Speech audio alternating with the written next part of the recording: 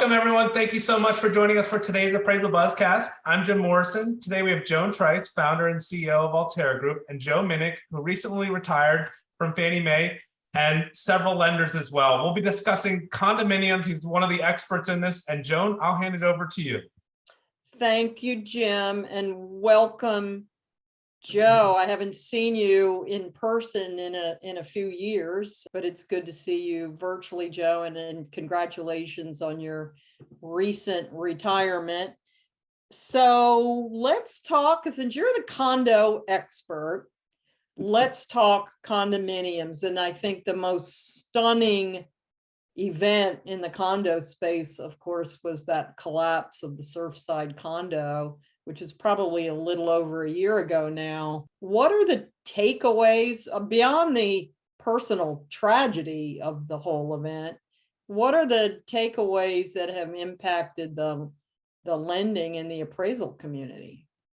Well, Jen, and yeah, it has been a few years since we've seen each other, and it's good to spend some time with you. So the collapse of that building, it actually identified a lot of things. It identified some weaknesses, not just for homeowners, for unit owners. It identified weaknesses for the agencies. It identified weaknesses for lenders in their portfolio business, and I think it also identified, or it's going to identify as this whole thing evolves. It's going to identify more demands on the appraisal community. Some I'm not sure they can deliver on, but they're certainly going to happen. It also identified the weakness in and inconsistencies in state laws throughout the country. You know, Florida has some pretty good laws now. They've recently passed a new requirements, but you have other states that have virtually no requirements around condition inspections, et cetera. So it's going to become a brave new world, and we know that all the changes aren't done yet. Wow. So I'm not that familiar, but now that I'm in Florida and I'm in condo land myself, and of course, having left Ocean City, Maryland, which was also heavily concentrated with condos. So it's not a product I'm unfamiliar with, but what I'm learning is that all of these regimes are really local in nature. It's a county building code that requires inspections ever so often. Is it also state law? And then can there be more restrictive requirements at the local jurisdiction? So the best way to answer it is that it's a completely mixed bag. It's all over the place. It's all over the place. And you have some states and counties that have no requirements. Right. Then you have local requirements. You know, Florida for years, it was Brevard and Miami-Dade. You know, they were the only two that actually had the 40-year inspection requirement. Now you've got new laws that have recently been passed in Florida, I believe, and signed recently into effective. That's going to put some stringent requirements on projects. You have other states, as I say, that have some reserve requirements. Where I am in Delaware, for condominiums, they do require reserve studies. But again, you have many areas that just have no requirements whatsoever. So I think it's going to change. There are some articles on the internet about a project out in California that I believe has multiple. It's like 4 or 5 or 6 buildings, several hundreds of units, and they're saying that the condition of that building is going to could be requiring as much as 80 to 100 million in repairs over the years. It's a change. A change is needed to address some of these shortcomings because, as you know, having been around the Ocean City area, you know, what we call the high risers or condominium row in Ocean City, those buildings are now 50 to 60 years old. And having appraised many of them myself while I was at Loyola Federal Savings and Loan, when it was still around, and yeah, many of them were built in the 70s. Yep, absolutely. Yep. And many of those buildings are now having to deal with special assessments. They're having to deal with increased HOA dues in order to deal with not just things that they hadn't been reserving for, you know, HVAC replacements, window replacements, painting, roofs, etc. But there are so many things, particularly on the coastal properties, that you wouldn't know about. I was treasurer of a condominium building in Ocean City for several years. Our reserve study folks came up and were doing their update and said, you need a concrete engineer to come take a look at a couple of things we found. We brought the engineer in, and $1.2 million later, what we had was seawater, salt water getting underneath some of the concrete, and it was rusting the tendons of a post-tension building. Ooh. So not optional, and it's not something that a reserve study would even have normally come up with. If the Right. person had been diligent and mentioned it, we might not have known it. Right. Wow. Wow. That's stunning. So, Joe, let's do this. Let's take a break for a commercial message, and we will come right back to this very important topic. Exciting news. Cubicasa, the floor plan app, announced that beginning of August, free floor plans are now available across the nation. The best part, it only takes 5 minutes at the property to complete the scan with no disto or measuring needed. In addition to the free version of the floor plans now offered across the US, Cubicasa will also be making available an ANSI-aligned digital GLA product as low as $15 per scan. Cubicasa GLE software can be used in all 50 states to generate ANSI-aligned floor plans with exterior measurements. To find out more and start your free scans, visit cubicasa.com. All right, welcome back, everybody. So, Joe, as we were closing out that last conversation, you mentioned the consumer and condo association fees. Having been a condo owner several times in my lifetime as well, I know that consumers shop condos based on low fees. And the appraiser, it would seem to me, ought to take that as a warning that that particular property might not be properly maintained if those fees are out of line with surrounding similar properties with similar amenities, because something's not being taken care of. Wouldn't you say that's a fair conclusion? Well, I think it is. I think that appraisers are probably going to have to expand, at least based on what I read. And as you know, I've, with my background, did many condo appraisals. I've also reviewed, I can't tell you how many hundreds of appraisals or thousands over the years. Right. But many appraisers go into a condo, they go to the unit that they're appraising, they inspect the unit they're appraising, they may look at some of the other amenities, and they walk back out. Right. And I think the requirements, and this is where I mentioned earlier, I think the requirements for what appraisers are going to need to do are going to change how much time they spend inspecting a property. Lenders aren't asking the appraiser to be a home inspector. What they're asking the appraiser to do is report what they see. Yeah, observe and You don't have to tell us a lot of things, but tell us what you saw. And I think that's going to be a big part of it going forward. But yeah, it does. I mean, new construction, many developers don't include reserves in their condo fees that they start out with in their project. And if you look at the legal documents of the condo, you're going to find that they may not reserve for it, or they say a reserve will not be established until the unit owners take ownership or take control of the HOA, which to a lot of people makes sense. Well, the developer doesn't have to worry about this. Well, the answer is you have projects that might take a year, 2 years, 3 years, 4 years to sell out, which is more the norm, not necessarily what we've been through the last several years. And they're now 2, 3, 4 years behind in having reserved any funds for recoating of a roof or parking lot restriping or those kind of things. So they start out behind there because the very point you had made, people are motivated by a lower condo fee in their decision process. especially the older buyer, because they're going, I don't want to pay reserves to replace the roof. I don't even buy unripe bananas because I'm not going to live long enough to enjoy that amenity that you replace. So new roof be damned. And unfortunately, I think that's a very real issue. That was a topic of discussion at many appraisal meetings back in the 80s and 90s about what was going on in Ocean City, because Right. when you looked at the profile of the typical buyer at that time, they were in their 50s. They were financially in relatively good shape. They bought these units, and with the attitude of, what do you mean I'm going to put reserves in for a roof for 30 years? I'm not going to own this unit. I'm not going to be around. Right. I don't care. Right. And so, and then the other aspect of it is important too, is knowing the mix of owners. and this has become a challenge for lenders as well as appraisers, and that is, what's your mix of owner occupied versus investor? Because the truth of the matter is, investor has a different motivation than a owner occupant. The owner occupant wants a stable, HOA dues, and they don't want special assessments. The investor lives with the, I'd rather, defer something as long as I can, and paying additional reserves when I can pay it 5 years down the road as a special assessment.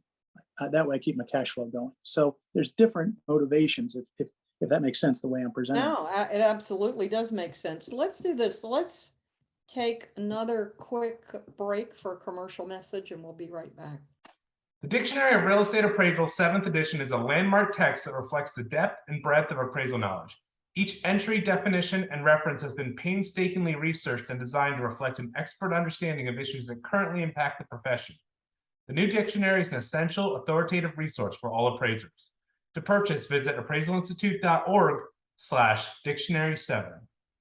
Welcome back, everybody. So, Joe, what's the impact going to be going forward on lenders and appraisers? So I can think of, on the lender community, let's suppose there is an engineering study and it says there's a major structural problem to this high-rise structure, and it's going to be $10 million, and the assessment to each individual unit owner is going to be excessive. They don't have it. Mhm. What's the lender, who's the mortgage holder for those persons, what are they going to do? And you can't sell the unit. I mean, does the unit have any value when this special assessment is hanging over everybody's head? I mean, it just absolutely freezes the. Well, it can. I mean, certainly that the extreme would be, that would be the extreme. You've got this project I mentioned to you that may have $80 million worth of repairs on it. Right. Jury's out on that. We don't know where that's going to go. As a lender, the reality is that we're only looking at that borrower at a single point in time. That makes it that you're trying to say, be careful about what could happen, 10 years down the road. Yeah, I think it could impact things like reserves, how lenders look at reserves that borrowers have. Do they have the wherewithal? What's the nature of the type of repair that needs to be done? There are projects that they're doing the right thing, and they've had to have special assessments, and they've done them, and they may have done multiple of them over a period of time. So that they're doing the right thing. They're not health and safety issues. They're doing what they have to do. That's one issue. It's the building where they know they're behind. They're not doing anything about it. We saw a lot of those back in the 2006, 2007 era. If you recall, it was about 2008 or 2009 when the agencies first introduced the 10% reserve requirement for budgets. But the before that, it was kind of unusual to see anybody budgeting or reserves. So, I think as the lender, you're going to look at what's the nature of the repairs. Do they involve health, safety? Are the repairs due all immediately, or are they repairs that are planned out over a period of time? Have they been doing the repairs to this point and it just requires special assessments? How are they managing it? I've looked at several lenders I've worked with that have looked at budgets and said, look, you've got projects. I'll use New York. A lot of New York projects do not budget for reserves at all. Never have, probably unless they're forced, never will. Really? But they manage their projects through special assessments or lines of credit.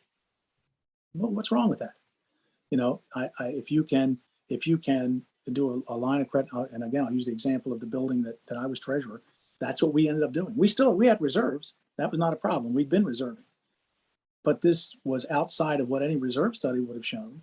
So we obtained a local line of credit, and we did special assessments. So we weren't overburdening the unit owners, but we were able to get the repairs done immediately. So there's going to be so much of a mix of this type of response or reaction to whatever repairs they find. Right. Wow. So what's your advice to appraisers who are in markets that have large numbers of condos? Well, that's stay tuned without question. Yeah. You know, there's, you're going to have to stay tuned to state laws, county laws. We always rely on an appraiser to be an expert in the marketplace. I think they're going to have to redefine what they mean by an expert. I can tell you that in my practice, and I think it was the same in your practice and others, we collected condo docs. We collected them. We built up a file. Good Lord, I had file cabinet on file cabinet of condo docs. So I had floor plans of almost every condo in Ocean City from the original sales brochures. We need to be careful about how old we're saying we Oh, are. I know, no, let's not tell anybody. Exactly. But no, I think they're going to have to do that. I think they're going to have to learn more about construction. They're going to have to be able to understand. Boy, I'm going to say this, it's going to sound awful. They got to not gloss over these things, because the impact to the borrower, the impact to the building. If something's not being done, and all of a sudden we find it's a Millennium Tower in San Francisco that's listing, it's tilting. Last I heard, Tower of Pisa, right? exactly, and I don't know that they've come up with a repair for that yet. That's going to be, now who's going to pay for that? Who knows? But it gets a stigma. So you got to be careful that you don't say something incorrect and stigmatize a building, but you also have to make sure that you understand that as a lender, they need to understand what you're seeing. And again, I've talked to you about this before. I see so many appraisals where it simply says the appraiser is not a home inspector. The appraiser is not a construction contractor. The appraiser makes no representations about the condition of the property. I'm not sure how the industry is going to be able to deal with that in the future, because somebody's going to. I agree with you. In fact, I looked at a condo when I was moving to Florida, and literally had to step over a crack in the concrete that was at least 6 inches in gap, and it had shifted, so it was a 4-foot rise, and anybody could just tripped over it, let alone what the engineering, structural engineering integrity of that building was. It scared me away. I just turned around and walked out. So it's scary times, because it's not just dollars and cents, it's life and death, as we learned with the Surfside collapse. We do. And again, I can't speak for all lenders, but I would say lenders in general, the notion, the appraisal community for years has had the notion that the only thing the lender cares about is value. Right. And today's world, that couldn't, especially in the condo world, nothing could be further from the truth. Right. Yes, we're important about value and LTV, but we are as important about knowing what the appraiser sees, and the appraiser needs to know overall what's the impact for them in terms of value. Right. Building have major problems that would cause a borrower not to buy a unit in that building. That's a value influencing factor. So I'm not asking to do anything that's not value influencing, but these things are. And I don't think they've necessarily universally, let's say, been done that way. As we see state and local laws evolve, and I'm certain we're going to see that, it's going to put the onus on maybe the process will change. Maybe, it's been talked about for how many years about requiring a home inspection, requiring other reports.